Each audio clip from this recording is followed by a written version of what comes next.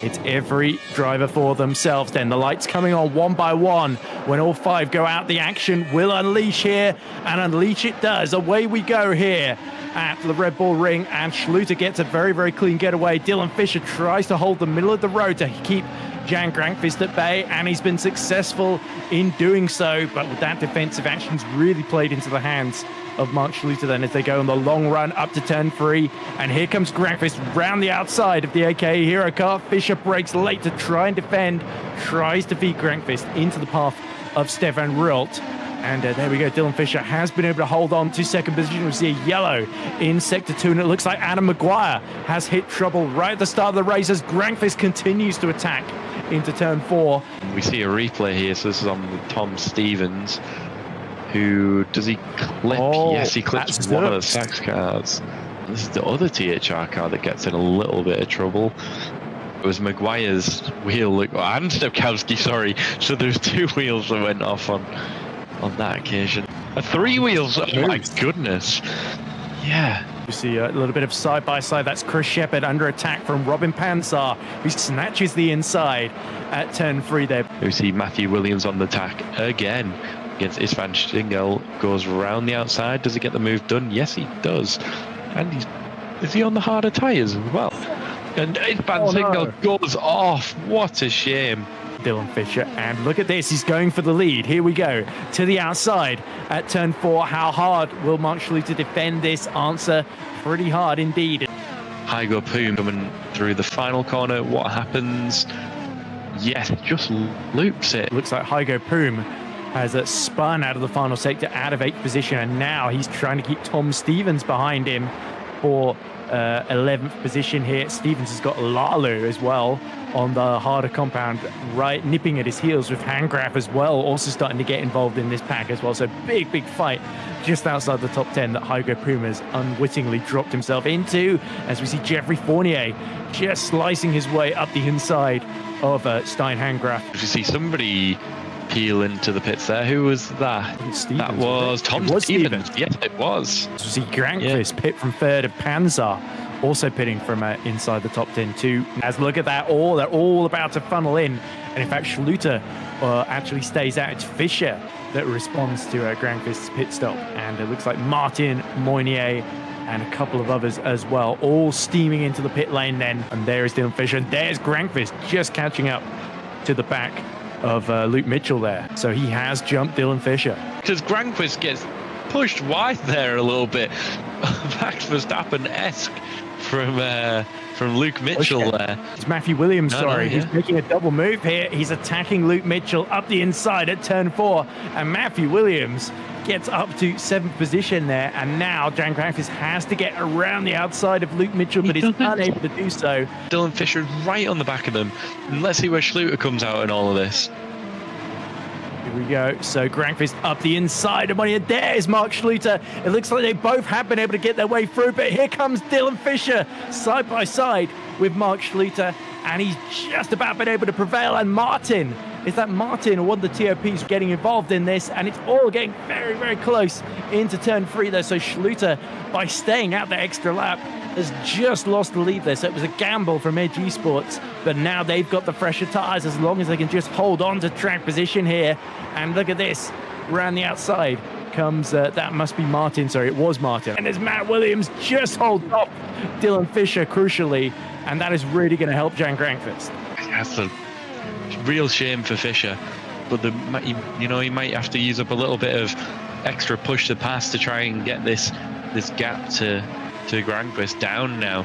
So that undercut has really worked. We thought it was taken away from him, but it's coming back to him now as the gap between them is about 2 seconds, and it's all getting a little bit tight in turn 3. Carlos Martin thinking about it on Mark Schluter. Let's see what happens here into turn 4. Oh my goodness, they're going to go 3 wide, aren't they? Yeah, here we go. Up the inside, defends Dylan Fisher from Mark Schluter. So the shoe is very much on the other foot at this moment in time. A really tough problem here as we see Williams continuing to be under attack, this time from Lexo and Robin Pansar, as Stephen Lexo all just tangles wheels with Matt Williams into turn 3 there, and that creates an opportunity for Robert Panzer and the Adonis now to go side by side as they approach into turn 4. Gets a little bit of slip off of Stephen Lexo, so Panzer loses his front wing. As we see Chris Shepherd going to the outside at turn 3, does he get it done on the brakes? Oh, it's going to be tight. Goes round the outside, gets that move, and comes off for him. What a move that was from Chris Shepherd. I thought he was just going to lose it a little bit in the middle of the corner with a bit too much overspeed with the DRS this time for Tom Stevens. Fights right back up the inside at turn 4. Fantastic opportunities from Tom Stevens there.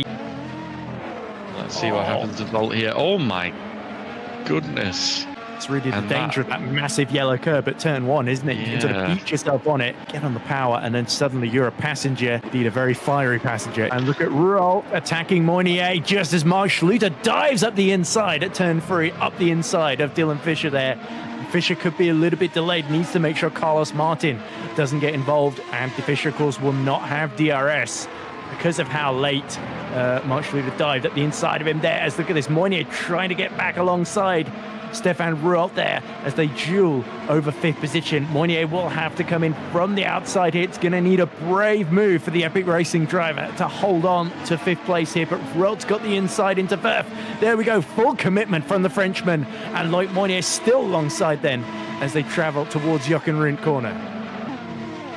Martin, and here he comes. He's got the inside then into turn 4, and he's going to be ahead before they get to the apex then. There we go, Fisher shuffled down to 4th, and Martin is on the podium. Stefan Ruel gets through into 4th position then. Says, look at this, round the outside comes Loic Moynier, and just has to get the throttle on the exit of turn 4, up through 5 and into 6. Fisher is going to be stranded on the outside then. 2/10 now is the gap. Is Schluter going to go for the inside? Yes, he is. Here we go then. And he completes the move. Gets through then. As you say, Ryan, into turn 4 there, as Lalu slots up the inside then and repasses Hygo Poom for 9th position then. And it looks like the TOPs are swapping positions. Ruel now goes through to 3rd past Carlos Martin then. So strategic move from TOP Esports there. But here comes Fournier. He's going to try a move around the outside as both cars have got the DRS behind Hygo Poom.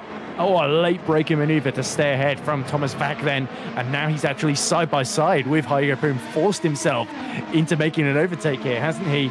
And look, through the middle comes Jeffrey Fournier. It's going to be 3 wide into turn 4. Shut your eyes, hold your breath, cross your fingers. They all just about squeeze through, and it's Vack that's got the inside, but that, of course, will become the outside for turn 6 as it's Jeffrey Fournier making a double move then up to 10th position there. You see Stefan Ruel peels into the pits now.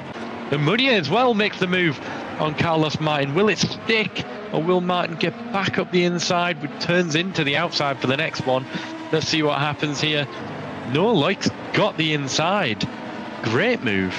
But it's Grankvist now, who is the second of that leading group now to go into the pit, and now Mark Schluter has surely got to respond to that if he wants to stay ahead now. So it's going to be close between him and Mark Schluter. How much has he gained on this outlap? There is the Edge Esports car, and flying around the outside comes the Super Venturi of Jan Grankvist then. Do something as no, Carlos Martin. Oh, no. The gravel, and Martin lost his front wing as well. So the two have tangled, I think. So Fisher had undercut at pit first, is trying to defend into 4, a little bit of contact, and the wing's already gone from Martin, and then he just goes straight on. Yeah, it looked like there was just a teeny tiny bit of contact as Martin did go to the inside. Yeah, just hits the back wheel, and then it's got nothing, absolutely nothing in terms of braking or front end into the corner. Fisher has in fact fought back and got up to 6th again past Chris Shepherd, and now he's trying to go around the outside of Tom Stevens then. The two Brits side by side into turn 4, almost tangling and locking wheels there, but Tom Stevens denies Dylan Fisher. And here we go, Pascal Pollens fighting away with Hygo Poom and snatching away 8th position from the AKA Hero driver.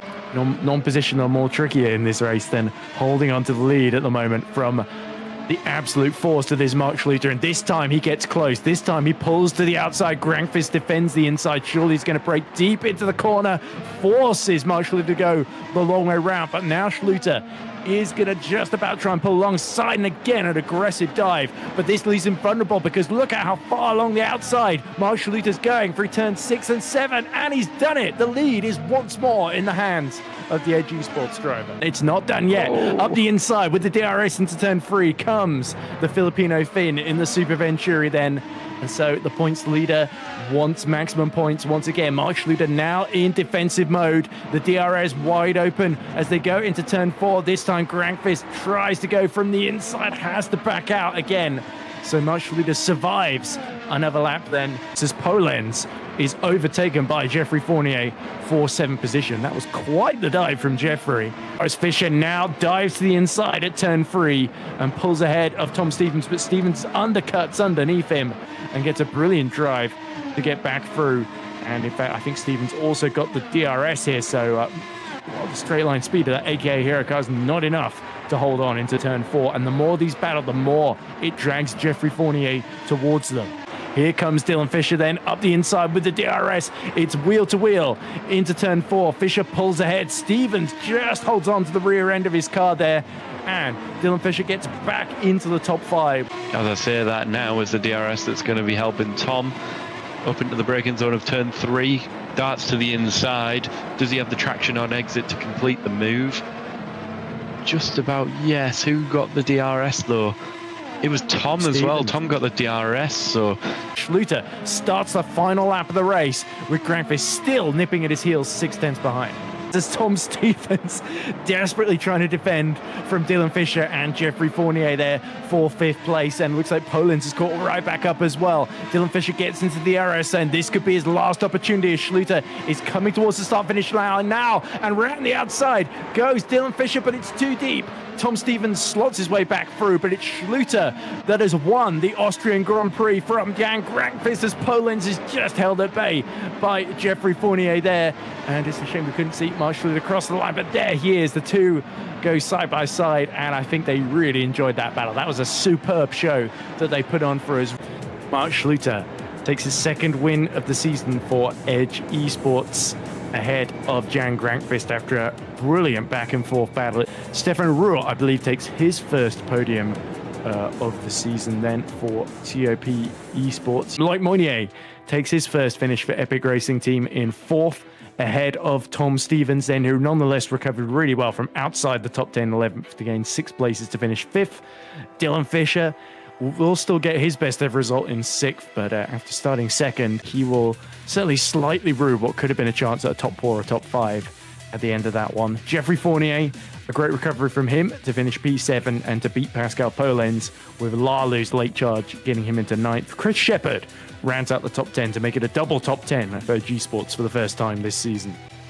Thomas Vack just misses out though on the top 10, the sole RSR to finish the race, but he gets home in 11th to score some valuable points for that squad. Heigo Poom is 12th in the 2nd AKA Hero car. Robin Panzer recovers to 13th after a slightly messy race, losing his front wing. Handgraf takes 2 more valuable points. I think that's his joint best finish for Green Stripes Racing. And the final point taken by TX3 and Stephen Lexell. Matthew Williams, a little bit messy for him, running long in the first stint and getting into incidents. He finishes 16th ahead of his teammate Philip Pushke, and they are the last finishers, with Luke Mitchell, Carlos Martin and Zolt Zux retiring. In the case of Martin and Zux, quite spectacularly. Janos Braxuk also failed to make it to the end. Jansen Bintz, 2 retirements in a row for the Luxembourg driver. Istvan Singel also being knocked off in the early phase of the race at turn 6 in a collision there. Moritz Kropp also failing to finish, as did George Salagianis, Adam Maguire, Daniel Skipkowski and Matthias Moose, with the bottom 3 not getting to the end of the first lap.